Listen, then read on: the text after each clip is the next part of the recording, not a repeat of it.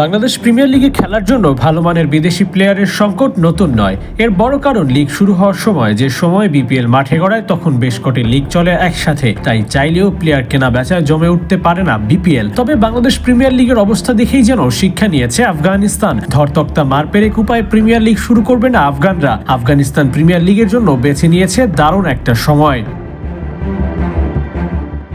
যে সময় থাকবে না ফ্র্যাঞ্চাইজি লিগের আধিক্য, প্লেয়ারদের তাড়াহুড়ো থাকবে না, এমন একটা সময় বেছে নেওয়া হয়েছে আফগানিস্তান প্রিমিয়ার লিগের জন্য। যথেষ্ট অপশন নিয়ে দল মালিকগুলো কেনা বেচা করতে পারবে। যে সংকট বিপিএল এ হয় তা অনেকাংশেই কমে যেতে পারে এই টাইম ম্যানেজমেন্টের জন্য। আফগানিস্তান প্রিমিয়ার লিগ 2025 শুরু হতে পারে অক্টোবর অথবা নভেম্বরের দিকে। তখন থাকবে না আইএল টি20 ও SA20-র মতো লিগ। ফাঁকা মাঠেই তখন গোল দিতে চাইবে আফগানিস্তান।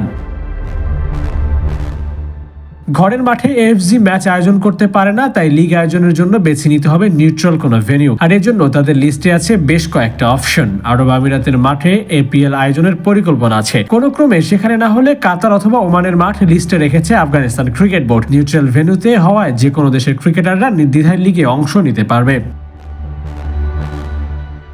তখনও শুরু হবে না বাংলাদেশ প্রিমিয়ার লিগ, তাই এপিএল এ টাইগারদের খেলার সম্ভাবনাটাও উড়িয়ে দেওয়া যায় না। তানজিম সাকিব, রিশাদ হোসাইন, পারভেজ ইমন, তানজিদ তামিম, লিটন দাস, মোস্তাফিজদের মতো তারকারাই লিগে খেলার জন্য ডাক পেতে পারেন। বর্তমানে টাইগারদের যা ফর্ম তাতে আসার কথা মোটেও বাড়িয়ে বলা নয়। দেখা যাক 2018-19 বন্ধ হয়ে যাওয়া এই লিগ পুনরায় সময় মতো মাঠে গড়ায় কিনা, টাইগারদেরই বা কজন সুযোগ পান আফগানিস্তান প্রিমিয়ার লিগে। আবু নাইম, 71।